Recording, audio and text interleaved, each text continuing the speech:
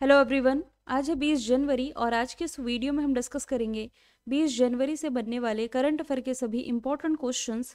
इसके पहले की क्लास में हमने देख रखा था कि भारत ने ब्रह्मोस सुपरसोनिक क्रूज मिसाइलों के निर्यात के लिए जिस देश के साथ डील की, ये इंडोनेशिया है।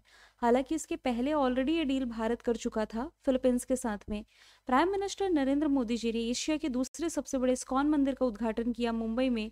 कॉन्फेडरेशन ऑफ इंडियन इंडस्ट्री के पूर्व महानिदेशक को रिसेंटली सिंगापुर के मानद नागरिक पुरस्कार से सम्मानित किया गया। सोनिया गांधी ने कांग्रेस के नए मुख्यालय का उद्घाटन किया जिसका नाम इंदिरा भवन है। साइबर सिक्योरिटी ग्रैंड चैलेंज जिसके द्वारा लॉन्च किया गया, ये है प्रौद्योगिकी मंत्रालय और data security council of India. अभी रिसेंटली इंडोनेशिया ने सोशल मीडिया के न्यूनतम आयु की योजना ये बनाई है। फिर क्रिसिल के अनुसार भारत की जो ग्रोथ रेट है 2025 की, ये रहेगी 6.7%।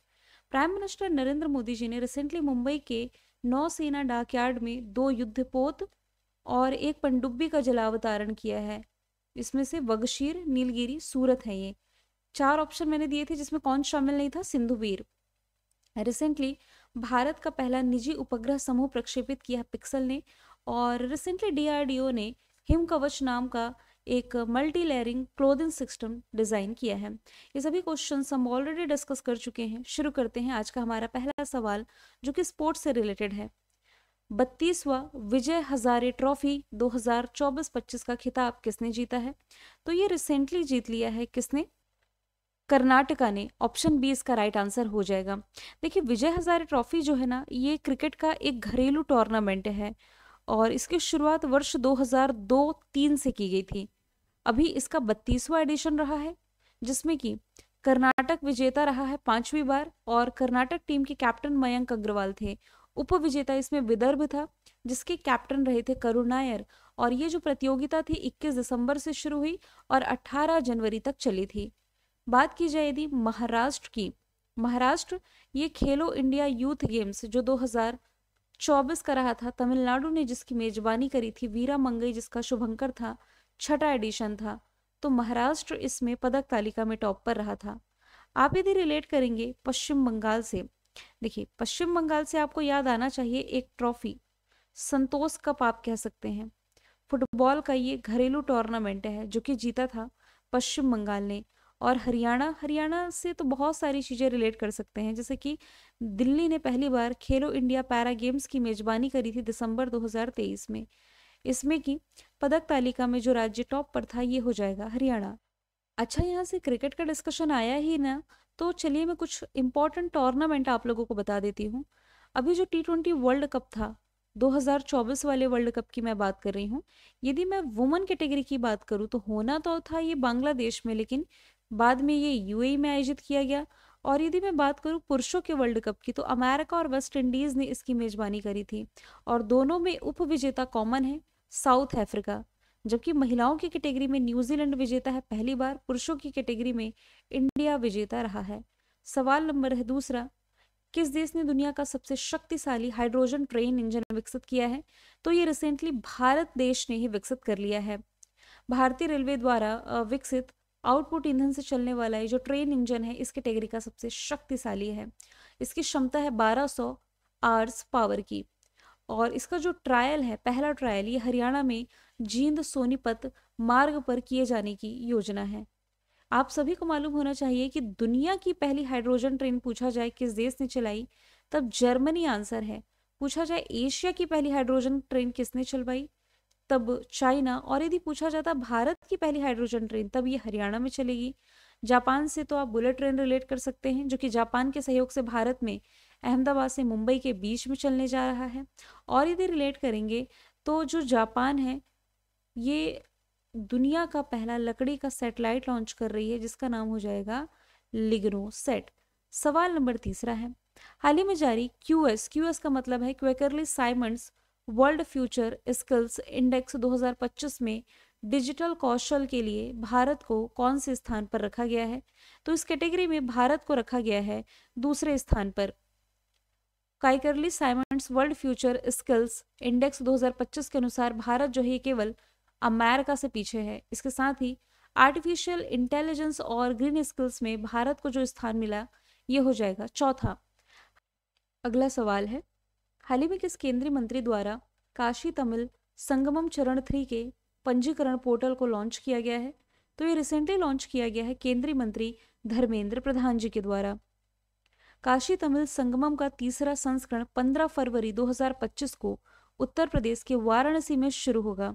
काशी तमिल संगमम ये तमिलनाडु और काशी के बीच बंधन का जश्न मनाने की एक पहल है। इसका मुख्य उद्देश्य है तमिलनाडु और काशी के बीच सदियों पुरानी संबंधों को फिर से खोजना, उनकी पुष्टि करना और उनका जश्न मनाना है।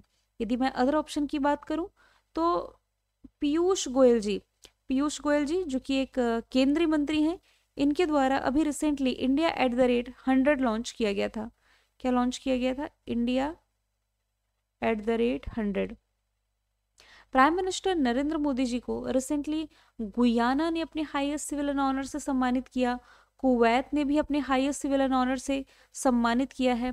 बात की जाए यदि अमित शाह जी की, तो श्वेत क्रांति 2.0 इन्होंने लॉन्च किया है अभी 2024 में ही। प्राइम मिनिस्टर नरेंद्र मोदी ये देश के प्रधानमंत्री होने के साथ साथ नीति आयोग की अध्यक्षता करते हैं।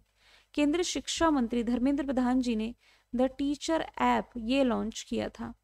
सवाल नंबर 5वां है, किस राज्य सरकार ने 1975 से 1977 के दौरान, मतलब जब इमरजेंसी लगी थी इंदिरा गांधी जी के शासनकाल के दौरान, तो उस आपातकाल के समय जेल में गए हुए जो कैदी हैं, जो बंदी हैं, इनके लिए 20,000 पेंशन की घोषणा की है। ऐसी घोषणा रिसेंटली ओडिशा गवर्नमेंट के द्वारा कर दी गई है। तो ओडिशा सरकार ने ऐसा फैसला किया है कि इमरजेंसी के समय जो व्यक्ति जेल चले गए उन्हें अब 20,000 रुपये की पेंशन दी जाएगी। इसके साथ ही लाभार्थियों को राज्य के स्वास्थ्य कल्याण योजना के तहत फ्री में मेडिकल की फैसिलिटी मिल सकेगी। ओडिशा की राजधानी भुवनेश्वर, मुख्यमंत्री मोहन चरण मांझी, राज्यपाल हैं हरि बाबू कम्बलपति, नेशनल पार्क है भीतरकनिका शिमलीपाल, लेक है चिल्का लेक। टाटा स्टील ने ओडिशा में भारत की सबसे बड़ी ब्लास्ट फर्नेस की शुरुआत करी। मनकड़िया समुदाय को विशेष आदिवासी समूह का दर्जा दिया गया। सिलिकॉन कार्बाइड सुविधा की शुरुआत, जो कि भारत की अपनी तरह की पहली पहल है, ओडिशा में की गई। 24/7 चलने वाला अनाज एटीएम ओडिशा में लॉन्च किया गया। कामकाजी महिलाओं के लिए पीरियड लीव घोषित करने वाला तीसरा राज्य ओडिशा है। उदयगिरी की गुफाएं हैं ओडिशा में। 18वां प्रवासी भारतीय सम्मेलन यहीं आयोजित किया गया और यूनेस्को के द्वारा ओडिशा के तटीय गांवों को सुनामी रेडी के रूप में मान्यता दी गई है। तो ये सभी फैक्ट आप रिलेट कर सकते हैं। बात की जाए यदि गोवा की, तो रेबीज मुक्त देश का पहला राज्य है। देश की पहली एआई टीचर आइरिस नाम की है, केरल के तिरुअनंतपुरम में लॉन्च की गई। और तिरुअनंतपुरम केरल की राजधानी है, जहां अभी हाल ही में केरल इंटरनेशनल फिल्म फेस्टिवल का आयोजन किया गया, फोकस कंट्री जिसमें फ्रांस है। झारखंड में जो कैपिटल है रांची, यहाँ पर बिलियन इंप्रेशंस का उद्घाटन लास्ट ईयर किया गया था। राष्ट्रीय सड़क सुरक्षा सप्ताह 2025 मनाया कब गया? तो ये 11 से 17 जनवरी तक मनाया जाता है। और ये सड़क परिवहन राजमार्ग मंत्रालय की एक प्रमुख पहल है, एक प्रमुख कार्यक्रम है। सड़क सुरक्षा के बारे में लोगों में अवेयरनेस बढ़ाने के लिए, जागरूकता बढ़ाने के लिए ये दिवस मनाया जाता है। दिसंबर महीने के जो इम्पोर्टेंट डे रहे, 1 जनवरी वैश्विक परिवार दिवस, 4 जनवरी विश्व ब्रेल दिवस, 5 जनवरी राष्ट्रीय पक्षी दिवस, प्रवासी भारतीय सम्मेलन या एनआरआई डे है 9 जनवरी, 10 जनवरी विश्व हिंदी दिवस, 11 जनवरी लाल बहादुर शास्त्री पुण्यतिथि, और इसी दिन राष्ट्रीय मानव तस्करी जागरूकता दिवस मनाया जाता है। 12 जनवरी है राष्ट्रीय युवा दिवस, 15 जनवरी है आर्मी डे। किस देश में हाल ही में ईंधन टैंकर विस्फोट में 77 से अधिक लोगों की मृत्यु हुई है? तो ये घटना बताई जा रही है अफ्रीकी कंट्री नाइजीरिया की, जिसमें कि एक ईंधन टैंकर में विस्फोट होने के कारण ये हादसा हो गया, जिसमें कि 70 लोगों की जान गई और सैकड़ों लोग घायल हुए हैं। ये हादसा उस वक्त हुआ है जब गैसोलीन ले जा रहा ट्रक अचानक से पलट गया और आसपास के लोग फैले हुए पेट्रोल को उठाने के लिए दौड़े और तभी अचानक से टैंकर में विस्फोट हो गया। पिछले साल अक्टूबर में भी नाइजीरिया के जिगावा राज्य में इस तरह का विस्फोट देखने को मिला था, जिसमें लगभग 147 लोगों की मौत हुई थी, है ना।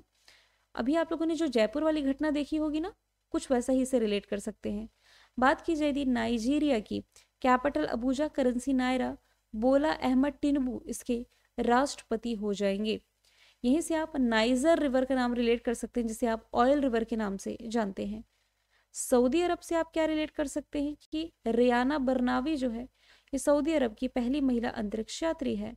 बात की जाए यदि ब्राज़ील की, तो इस साल ये G7 समिट होस्ट कर रहा है।